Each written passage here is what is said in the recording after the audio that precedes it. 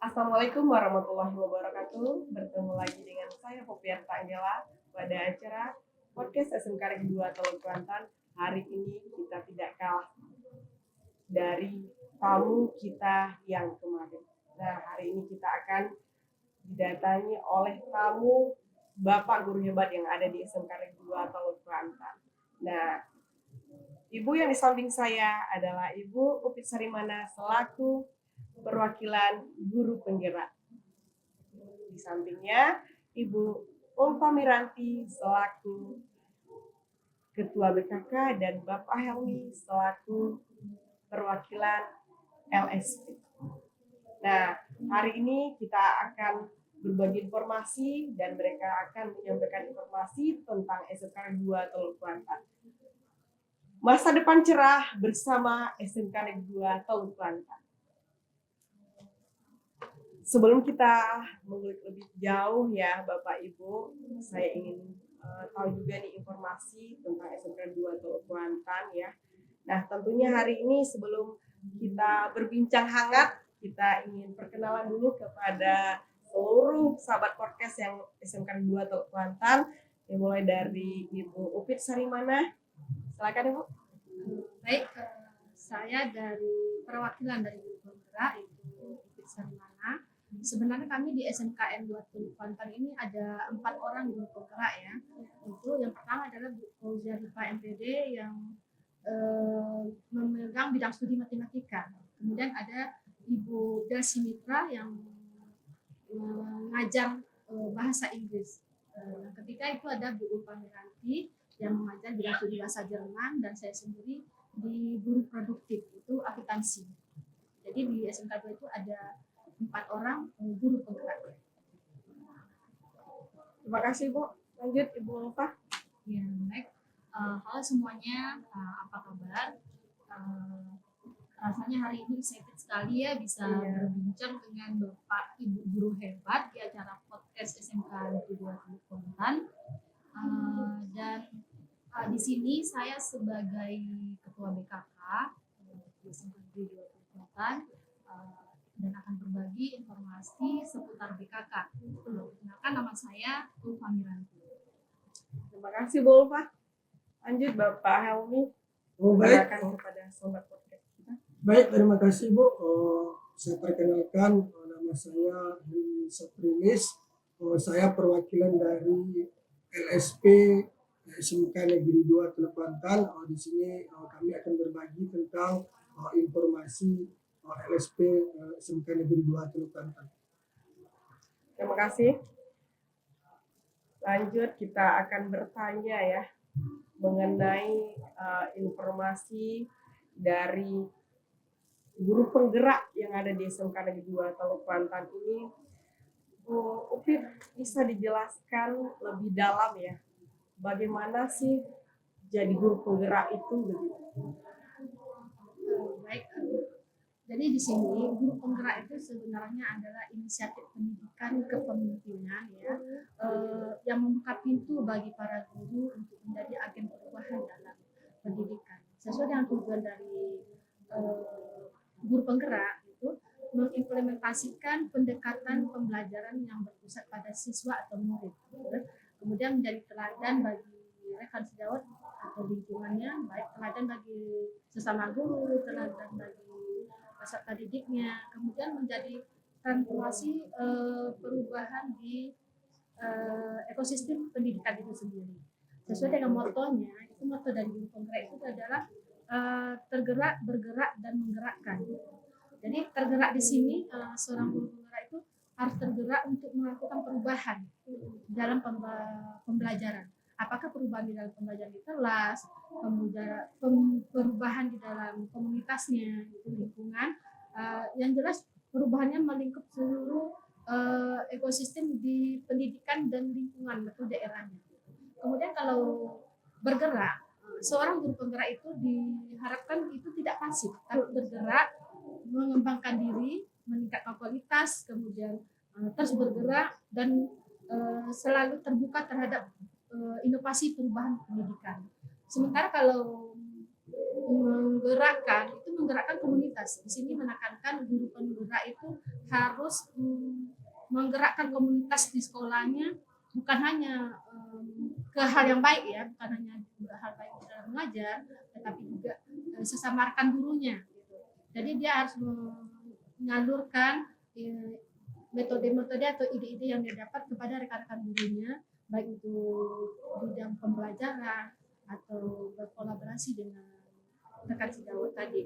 Jadi di sini guru penggerak itu memiliki tanggung jawab ya untuk menggerakkan, memotivasi rekan-rekan guru serta merangsang perubahan positif dalam dunia pendidikan. Terima kasih Bu Fit.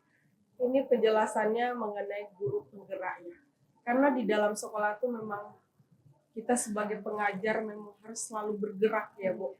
Dan dengan artian yang positif, kita harus melakukan hal yang positif ya, sehingga apapun di dalam komunitas kita, di dalam proses belajar mengajar dengan siswa, kita menjaga itu begitu ya Bu ya. Terima kasih Bu Fit. Lanjut Ibu Ulfa Miranti, bisa dijelaskan apa itu BKK itu, Ulfa? BKK itu singkatan dari Bursa Kerja Khusus. Sebenarnya BKK itu sebuah keistimewaan bagi SMK karena BKK itu adalah suatu unit atau lembaga yang dibentuk di SMK untuk menjembatani antara lulusan dengan dunia kerja. Gitu. Jadi fungsi BKK di sini adalah sebagai unit untuk mempertemukan antara lulusan dengan perusahaan, kemudian memberikan informasi tentang lowongan pekerjaan, melakukan penyaluran dan penempatan tenaga kerja, serta melakukan pelatihan untuk mempersiapkan calon tenaga kerja untuk lebih siap sampai ke dunia nyata, ke dunia kerja. Jadi BKK itu juga bermitra dengan Senat Trans, dengan tenaga kerja dan transmigrasi. Jadi bisa dibilang BKK itu seperti mata ulang antara lulusan dengan perusahaan. Berarti BKK ini memang mencari alumni ya Bu Pak. Bagaimana kita mendata alumni ini sehingga yang belum bekerja itu bisa mendapatkan pekerjaan gitu. Iya, sasarannya alumni. Sasarannya alumni ya. Semoga SMK Negeri 2 Teluk Kuantan alumninya dapat kerja semuanya Bu Pak. Amin. Lanjut kepada Pak Helmi, menjelaskan bagaimana dan apa itu LSP begitu. Untuk sahabat podcast biar tahu informasinya LSP itu apa sih? Nah baik Bu, jadi mungkin kita harus tahu dulu itu apa itu LSP kan Bu. Jadi LSP itu sebuah lembaga sertifikasi profesi. Jadi kalau kita analogikan, kita punya profesi, otomatis kalau kita dikatakan orang profesional, orang kompeten, berarti harus ada lembaga yang menguji kita dan mengeluarkan sertifikatnya. Jadi di SMK 2 ini ada namanya LSP, Lembaga Sertifikasi Profesi, didirikan oleh lembaga pendidikan atau pelatihan untuk menguji kompetensi peserta didik. Jadi peserta didik itu diuji melalui LSP sesuai dengan bidangnya. Jadi tujuan LSP ini untuk menciptakan lulusan yang kompeten di bidangnya masing-masing. Yang kedua untuk meningkatkan lulusan diterima di dunia kerja. Jadi kalau kita berkompeten, ibaratnya profesional diakui, kita otomatis di dunia kerja akan cepat mendapatkan pekerjaan karena sudah diakui secara nasional sertifikat yang dikeluarkan oleh LSP tersebut. Selanjutnya Bu, mungkin kita harus paham dulu LSP itu dia berfungsi sebagai wadah, ya, wadah untuk menguji kompetensi ananda kita atau peserta didik yang lain mau gabung boleh juga Bapak Ibu semuanya, karena LSP itu tingkatnya, kalau P1 itu tingkat SMK, berarti anak-anak SMK bisa gabung dengan LSP SMK Negeri 2 Teluk Kuantan. Mungkin itu pengenalan singkat tentang LSP. Intinya LSP ini adalah lembaga sertifikasi untuk mengakui kompetensi kita. Jadi itu aja. Terima kasih Pak Elmi. Ternyata LSP ini menguji kompetensi Iya. siswa ya. Iya, Karena kalau di jurusan lain itu ada UKK mandiri ya, saya dengar dari informasinya. Jadi di LSP ini setelah Anda kita mendapatkan sertifikat nasional, mendengarkan informasinya itu bisa bekerja di dimanapun. di perusahaan mana, Ya, manapun sesuai ya dengan Pak ya. kompetensinya, Bu. Jadi Benar. sertifikat tadi diakui secara nasional, Secara menyeluruh nasional, ya. iya, iya. Kalau di akuntansi di bidang manapun diakui. Enak ya kalau memiliki sertifikat itu ya iya. Pak ya. Oke, terima kasih Pak Elmi. Nah, kalau kita memiliki yang namanya tanggung jawab ya Bapak Ibu, Iya. pasti kita memiliki yang namanya tantangan. Nah, ini selalu ada di setiap kegiatan kita, baik kita sebagai guru, jadi pengusaha, itu nama tantangan tidak akan pernah terlepas dari kita pribadi ya, secara personal. Nah, Ibu Upit selama menjalankan ya atau menjadi seorang guru penggerak, apa tantangan saat menjalankan itu? Baik, menjadi guru penggerak sebenarnya tantangan itu kira-kira ada dua gitu ya. Pertama itu tantangan beradaptasi, kemudian tantangan dari teknisnya. Kalau tantangan beradaptasi itu kita harus menyesuaikan diri dengan kurikulum dan metode pembelajaran baru. Jadi kita harus update terus mencari perubahan-perubahan dari kurikulum. Seperti sekarang kita ada menteri baru di kurikulum baru lagi, tidak ada perubahan lagi. Kita harus update gitu ya. Kemudian yang sangat menjadi tantangan itu kalau di lapangannya di lokal kita di kelas gitu ya, itu adalah beralih dari metode pembelajaran yang tradisional ke metode yang modern. Masuk metode pembelajaran tradisional sini adalah kita terbiasa mengajar itu masih berpusat pada guru. Sementara cara zaman sekarang ini kita dituntut untuk pembelajaran berpusat pada siswa atau murid kita gitu. Metode tradisional ini mungkin di zaman saya ya masih seperti itu dulu. Itu metode pembelajarannya berpusat pada guru itu metode ceramah dari guru yang baik pusat sebagai statifnya, kemudian diskusinya nanti kelompoknya ditentukan oleh guru, temanya ditentukan oleh guru gitu, kemudian masih menggunakan buku teks, masih mengisi papan tulis, kemudian ada juga masih asesmennya masih esai biasa gitu, nggak ada variasinya gitu. Nah, sementara kalau pembelajaran modern itu adalah pembelajaran yang inovatif, yang berpusat pada siswa. Kita dituntut situ kreatif dari seorang guru gitu. Kita harus memahami metode yang sesuai dengan siswa-siswa kita yang di dalam kelas rata-rata ada 33 atau 5 orang gitu. Jadi ada metode pembelajaran ekspresasi, metode kita gunakan video kan, menggunakan media pembelajaran gitu. Jadi anak sekarang karena udah zamannya IT, anak-anak serba sukanya itu dia mendengar dan melihat visual mereka ya. Visualnya itu jadi kita menyesuaikan diri gitu. Jadi situ tantangannya karena kita udah terbiasa dengan metode ceramah, kita harus mencari media untuk anak itu tertarik dengan materi kita, itu suatu tantangan gitu. Merubah dari posisi nyaman lah istilahnya ya, kita harus membuatkan media pembelajaran, harus membuat video pembelajaran gitu. Itu adalah tugas kita gitu. Saya itu di adaptasinya itu perlu waktu dan kita yang penting kita mau bergerak dan maju terus gitu ya. Kemudian tantangan dari teknisnya mungkin masalah fasilitas, koneksi internet misalnya, ruangan belajar yang labor yang lengkap gitu. Kita bersyukur ya di SMKN 2 Teluk Kuantan ini udah termasuk yang lengkap gitu. Internetnya, jaringan internet udah di setiap ruangan ada gitu. Jadi anak-anak guru bebas mengakses. Kemudian labor udah dilengkapi dengan komputer, laptop, kemudian ruang labor masing-masing sesuai jurusan udah ada gitu.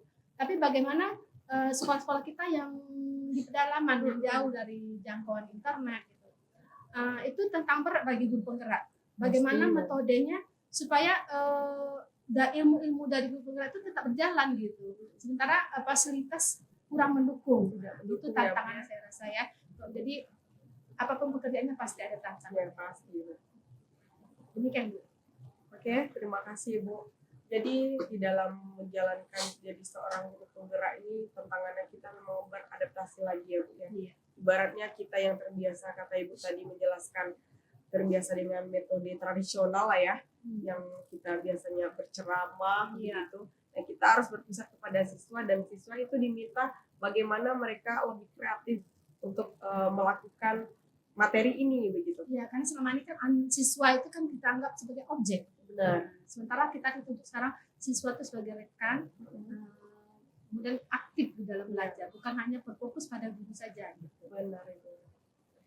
Siap, terima kasih Ibu Ulfa Miranti. Bagaimana tantangan Ibu selama jadi ketua BKK yang ada di SMK 2 Tolokantan ini, Bu?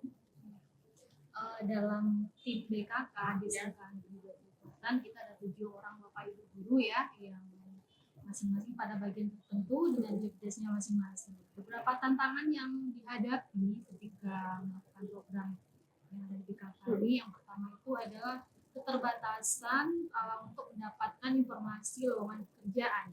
Kadang info loker yang didapat itu tidak selalu sesuai dengan kompetensi lulusan. Kemudian yang kedua, kesulitan untuk menjalin dan mempertahankan kerjasama dengan perusahaan. Mungkin karena adanya perbedaan kepentingan mungkin antara pihak sekolah dengan pihak perusahaan. Karena ada juga perusahaan itu yang tidak mau bekerja sama dengan BKK. Kemudian tantangan yang ketiga, kesulitan untuk menyiapkan lulusan. Terkadang minat dan kompetensi lulusan itu tidak sesuai dengan lowongan yang ada yang tersedia. Berikutnya, kalau tantangan dari BKK, sumber daya BKK sendiri ya, dari sumber daya manusianya, kemudian fasilitasnya atau dana, itu akan mempengaruhi terhadap keoptimalan BKK melaksanakan program-program. Dan yang terakhir ini yang rasanya sangat menantang sekali adalah respon dari alumni. Bu Kopi pasti tahu itu ya. Kesulitan, slow respon ya. Respon dari alumni itu mungkin karena alumni itu belum begitu menyadari pentingnya BKK. Jadi dari tim BKK sekolah kesulitan untuk melakukan tracer terhadap lulusan. Gitu. Ya, kadang sahabat podcast, inilah pentingnya kita adakan pertemuan dengan ketua BKK, karena banyak sekali alumni kita belum tahu apa itu BKK ya Ibu. Jadi sehingga mereka setiap kita berikan informasi, mereka slow respon. Karena memang tidak tahu apa itu BKK, apa manfaatnya. Padahal ini adalah peluang bagi mereka, bagaimana mereka yang belum bekerja ini bisa bekerja nantinya begitu. Nah, yang tadi juga Ibu sampaikan mengenai fasilitas ya. Menurut saya fasilitas yang lebih itu SDU ya Ibu. Sumber daya uang yang harus kita fasilitasi, bagaimana ini program-program yang kita buat itu terlaksana hendaknya begitu. Benar ya Bu? Oke, terima kasih Bu Ulfa. Lanjut Bapak Helmi, memberikan tantangan apa sih Pak yang pernah Bapak rasakan ya, yang selaku atau perwakilan dari LSP itu? Nah baik Bu, di sini mungkin tantangan itu ada 2 versi ya. Mulai dari versi peserta didiknya atau ACC-nya. Jadi kalau di LSP namanya peserta didik itu ACC, berarti yang diuji. Ya. Kalau penguji namanya asesor. Ya, kalau di lembaganya itu ada ketua dan lain sebagainya. Jadi yang pertama mungkin untuk peserta didik, ini peserta didik atau ACC kurang kesadar. Jadi ananda kita kurang sadar apa itu manfaat dari LSP. Jadi sertifikat yang didapatkan, pengakuan kompetensi kita itu Bu, ananda kita kurang memahami itu. Jadi dia kurang sadar untuk apa ini. Jadi dia belajar kurang maksimal lah intinya. Jadi sebenarnya kalau dia belajar secara maksimal, dia akan mendapatkan kompeten. Dia hasilnya akan kompeten, jadi sertifikatnya akan keluar. Jadi ananda-ananda kita yang tidak keluar itu kesadaran dia tentang pentingnya sertifikat yang dikeluarkan oleh LSP. Nah, itu Bu yang pertama. Yang kedua, kalau secara organisasinya Bu, intinya kita harus saling bahu-membahu. Ya, karena ini lembaga ini walaupun dia lembaga sertifikasi profesi, tapi tetap di bawah naungan sekolah. Jadi intinya semua warga sekolah wajib bekerja sama bagaimana anak-anak kita itu bisa menguasai kompetensi di bidangnya masing-masing, dan kita sebagai lembaga LSP bisa mengeluarkan sertifikatnya mengakui kompetensi anak-anak kita itu. Jadi itu mungkin kelemahan, mungkin kita kurang koordinasi dan kurang memahami juga manfaat dari LSP itu. Mungkin hanya itu. Terima kasih Pak Elmi, karena ya itu tadi ya, mereka kurang tahu begitu informasi apa itu LSP gitu.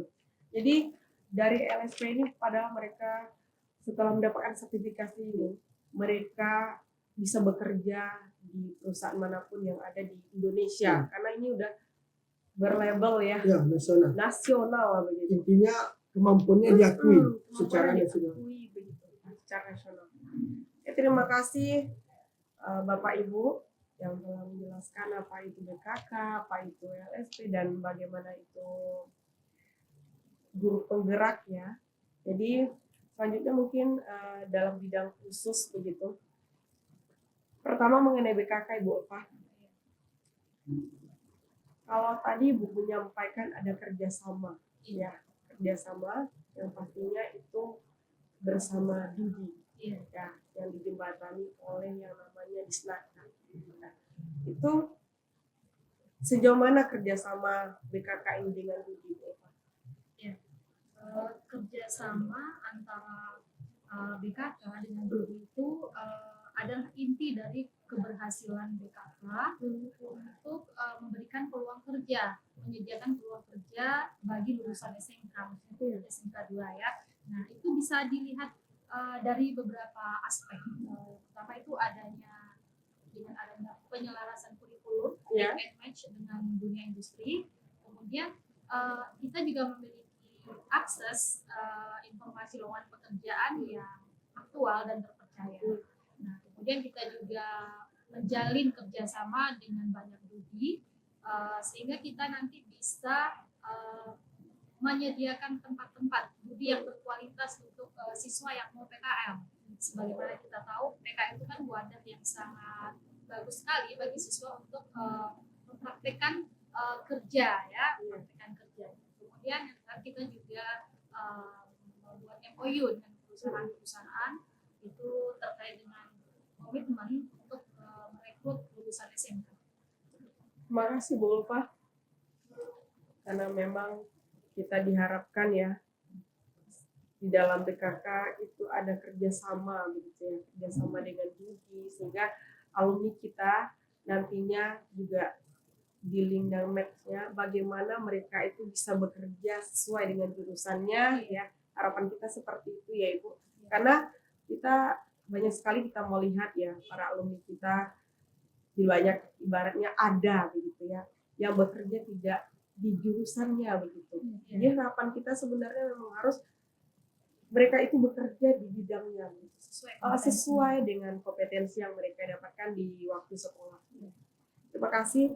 Ya, ini berapa bulan ke depan, tidak lama lagi ya Pak Elmi, kita akan mengadakan UKK mandiri itu bagi jurusan pemasaran dan DKP yang informasi yang saya dapatkan.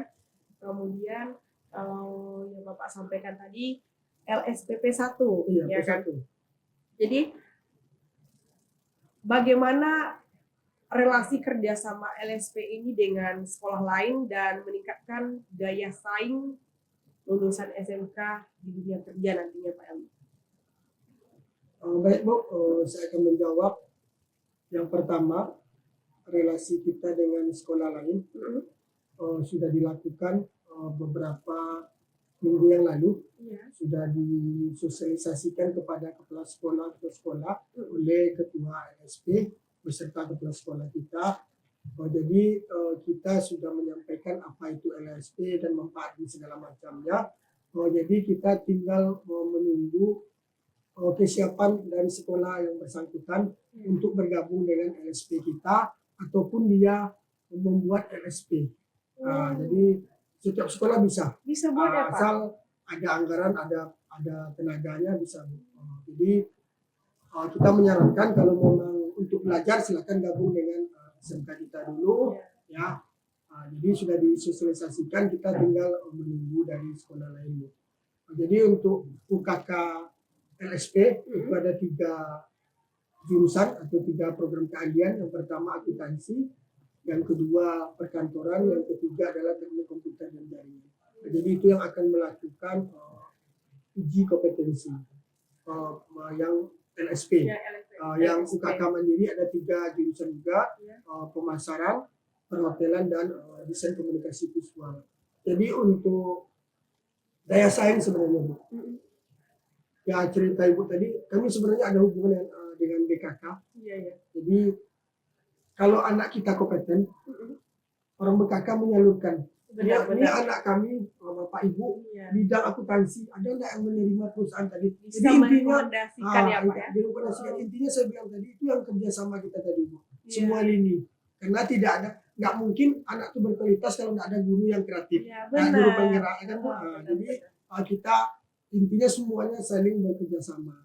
Jadi kami yang tukang kasih sertifikat, ini tukang carikan, ini yang tukang didik. Itu.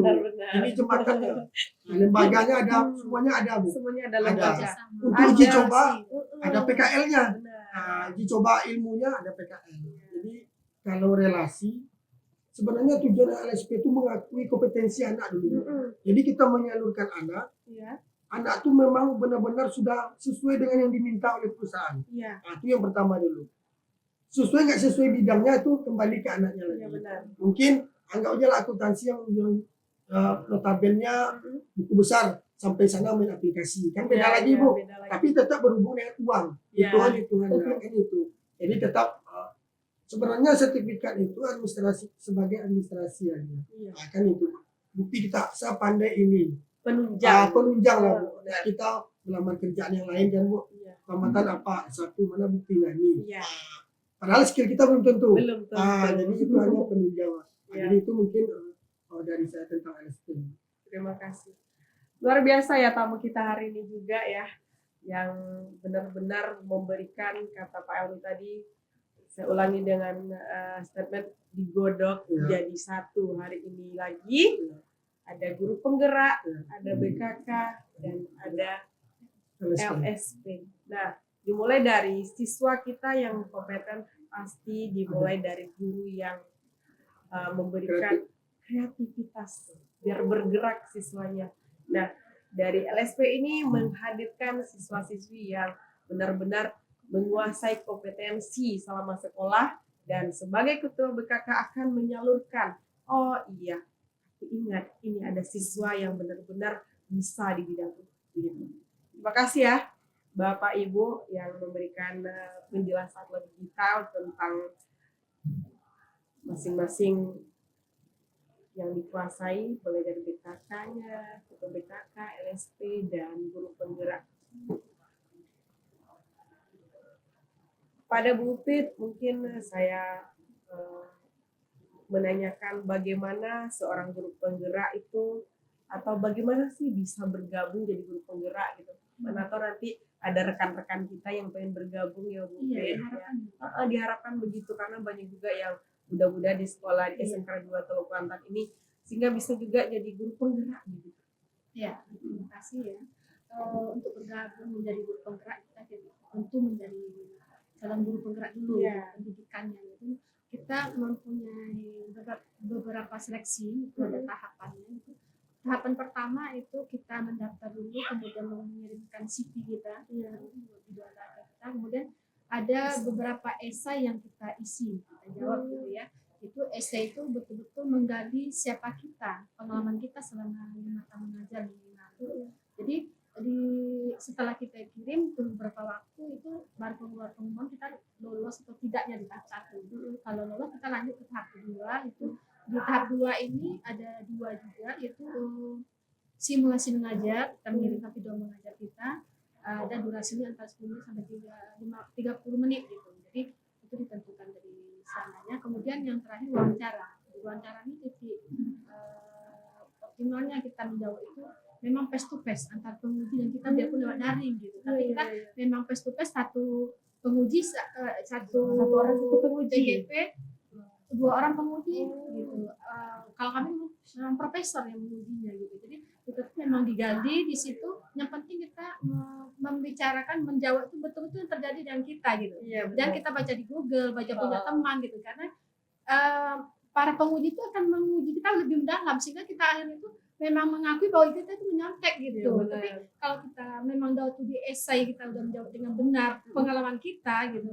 Waktu diwawancara kita nggak gugup lagi menjawab karena itu lagi ditanya. Cuman penguji ini ingin tahu apakah itu memang pengalaman kamu yang menulis Yeah. waktu menjawab esai tadi gitu.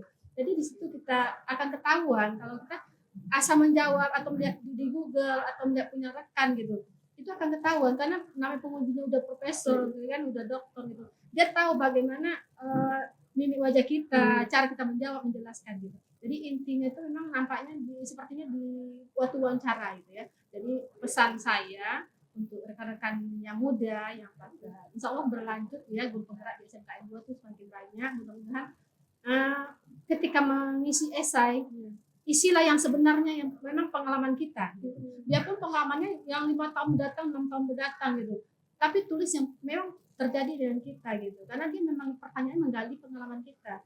Karena nanti memudahkan kita ketika diwawancara. Nah, jadi kita itu kalau udah mempunyai pengalaman kita, tentu kita jangan mulai menjawab. Saya rasa seperti itu. Intinya buat apa yang kita buat. Terima kasih Bu Upit. Ini benar ilmu ya untuk sobat podcast ya yang guru muda yang ada di SMK 2 Tulung Kuantan. Ini bisa memberikan informasi bahwa menjadi guru penggerak ini memang dibutuhkan alami begitu ya. Apa harus real begitu. Apa pengalaman ataupun masalah mungkin tidak bisa kita mengajar itu memang ilustrasi itu yang kita jelaskan begitu. Takutnya nanti yang Ibu Upit sampaikan pertanyaan profesor tuh semakin berbelit-belit. Karena beliau tahu ini bukan jawaban beliau. Dia mau cari tahu apa benar ini kejadian apa benar kejadiannya begitu ya. Sehingga nanti di saat interview dalam dunia kerja pun begitu ya Bu. Yang sering nyangkut itu di interview begitu.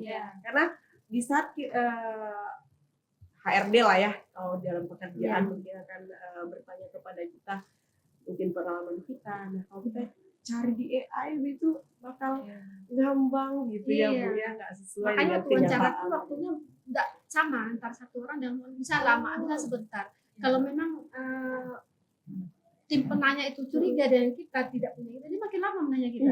Karena dia menggali terus, artinya kita tuh terdesak gitu. Karena kita bingung lagi menjawab apa. Tapi kalau pengujinya sebentar, berarti dia paham itu memang pengalaman dia, memang yang diceritakan pengalaman dia gitu. Jadi dia tidak banyak bertanya. Jadi gitu. Kesannya tuh sebelum dia dapat intinya, ini benar nggak punya pengalaman dia, dia belum berhenti bertanya gitu. Intinya time-nya tidak ditentukan ya Bu ya.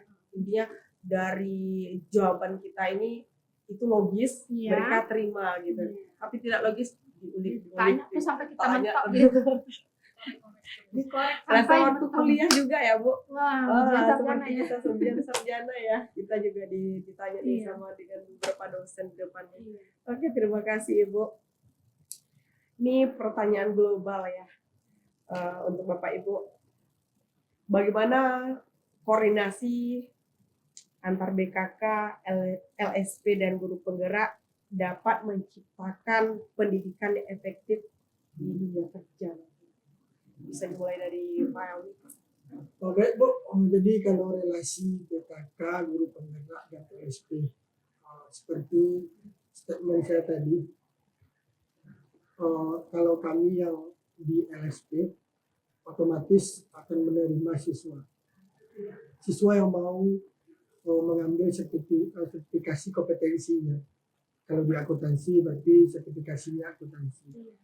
Jadi relasinya dengan guru penggerak, bukan guru penggerak aja, tapi semua guru yang mengajar di kompetensinya, ya wajib yang mengajarkan sesuai dengan standar dunia kerja. Standar dunia kerja tadi, LSP itu salah satu standar dunia yang diminta dunia kerja. Perusahaan industri itu standarnya itu. Jadi saling bekerja sama, jadi materinya tidak ketinggalan, supaya ketika kami melakukan pengujian Ananda kita mendapatkan sertifikat kompetensi di bidangnya masing-masing. Setelah itu bisa kita mendata siswa yang kompeten di bidang akuntansi siapa di bidang itu. Jadi kita bisa menyerahkan datanya atau minta datanya atau berbagi informasi ke BKK untuk penyaluran ke dunia industrinya tadi. Jadi kalau industri minta pokoknya ada anak jurusan perkantoran, ada Pak ini kompeten anaknya selesai ujian UKK segala macamnya. Jadi semuanya saling membutuhkan sebenarnya. Kami kalau tidak ada guru yang mendidik siswanya ya tidak akan keluar sertifikasi kompetensinya. Untuk apa sertifikat kompetensi kalau tidak ada lembaga menyalurkan atau perusahaan yang menerima kita? Jadi mentok Ya, ya Pak. jadi mentok. Jadi untuk apa sertifikat? Nah, jadi pemahaman anak-anak kita Bu, besok saya kuliah juga kok. Nah, kan itu nggak dipikirkannya ya kuliah mana tahu kita sambil kerja kan dengan ada sertifikat tadi kompetensi kita tadi bisa jadi orang perusahaan lebih cepat menerima kita.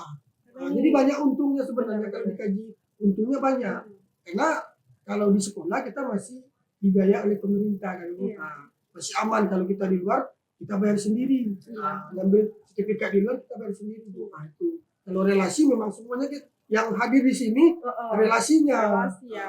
Termasuk ibu ya guru bahasa Indonesia pun relasi juga karena orang wawancaranya ada kan Bu, harus pandai dia ngomongnya komunikasinya lah Bu. Jadi semuanya berkaitan ada hubungannya.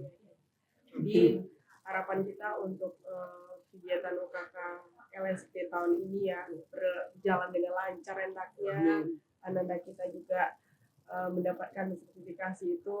Yang saya dengar informasi itu cuma ada 2 ya Pak jawabannya di sertifikat itu kompeten belum kompeten belum begitu ya tidak ada nilai 1 sampai 100 nggak ada 70 nggak ada ya Pak ya pernyataan iya benar oke. Luar biasa untuk Bapak Ibu guru kita hari ini ya.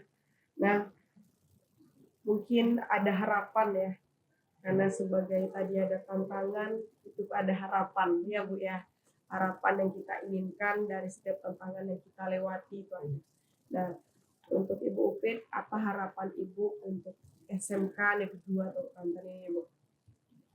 Baik, harapannya saya berharap kedepannya SMKN 2 Teluk Banten itu melahirkan ya generasi atau tamatan yang kompeten, yang mempunyai keterampilan, skill yang sesuai dengan zamannya, kemudian tidak gaptek atau ahli kalau bisa ahli di bidang digital karena udah zaman semua serba digital. Jadi kedepannya SMK 2 lebih maju, lebih inovatif dan lebih berkembang.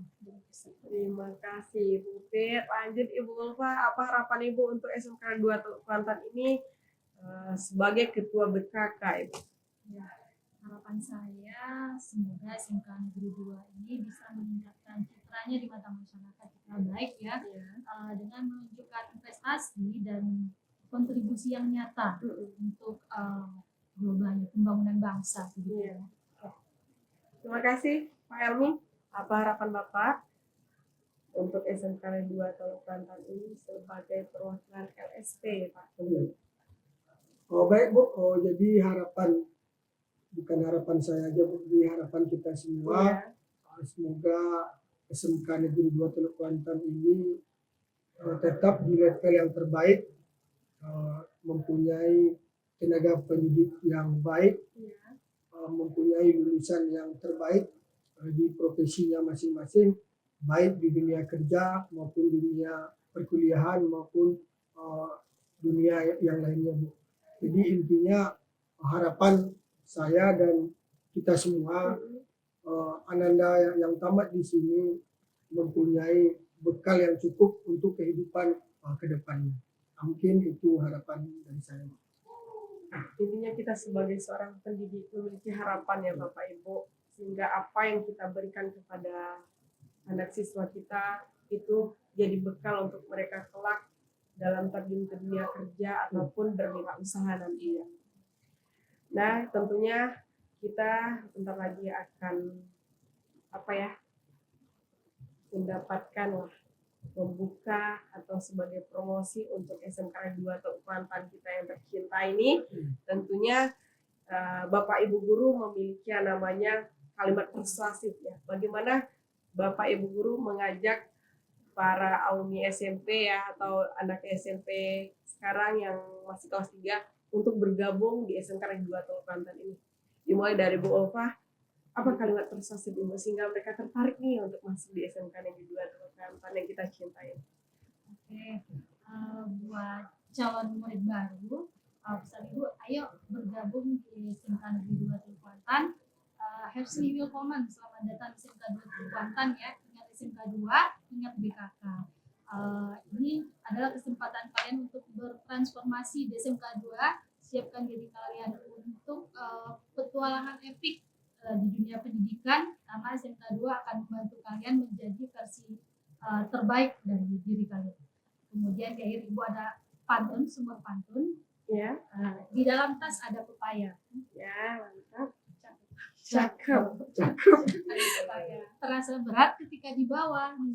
Cakep. SMK 2 sukses, BKK berjaya. Lulusan hebat, masa depan ceria. Ditunggu di SMK 2 ya. Terima kasih. Ya, lanjut Ibu Upit, apa itu kalimat prestasi Ibu ya, mengajak alumni SMP ataupun anak SMP kita masih kelas 3 ya Bu ya, untuk bergabung di SMK Calon 2 Teluk. alumni SMP lah ya. Calon begitu, calon murid baru di sini. Baik, calon murid baru di SMK 2.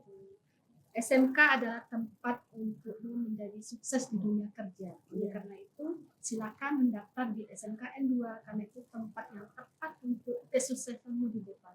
Insya Allah kami seluruh warga SMK 2 siap memberikan yang terbaik untuk Anda semua. Terima kasih Bu. Lanjut Bapak Helmi. Baik, untuk Ananda semua alumni SMP atau MTS se-Kabupaten Kuantan ini, pesan saya pribadi, jadilah diri kita sendiri, jangan ikut-ikutan orang lain untuk memilih masa depan, karena masa depan itu ada di tangan kita sendiri, di kaki kita sendiri. Kalau kita salah langkah, salah masuk sekolah, akan berakhir, akan masa depan kita akan hancur. Jadi untuk Ananda semua silakan bergabung bersama kami di SMK Negeri 2 Teluk Kuantan dengan berbagai jurusan sesuai dengan kemampuan dan keahlian Ananda semua. Kami tunggu Ananda semua untuk bergabung di SMK Negeri 2 Teluk Kuantan. Mantap. Terima kasih, hari ini kita benar-benar diberikan informasi ya mengenai BKK, mengenai LSP dan guru penggerak ya Bapak Ibu. Jadi informasi untuk calon murid baru diharapkan untuk segera bergabung di SMK 2 Teluk Kuantan, karena di sini Ananda akan menemukan bagaimana belajar yang efektif, yang efisien, yang sesuai dengan zamannya begitu. Nah, yang kalian juga ingin bergabung itu segera pantau informasi di media sosial SMK 2 Teluk Kuantan. Saya Popi Artangela. Saya Upit Sarimana. Ulfa Miranti. Saya Helmi Saprilis. Pamit undur diri. Sampai jumpa.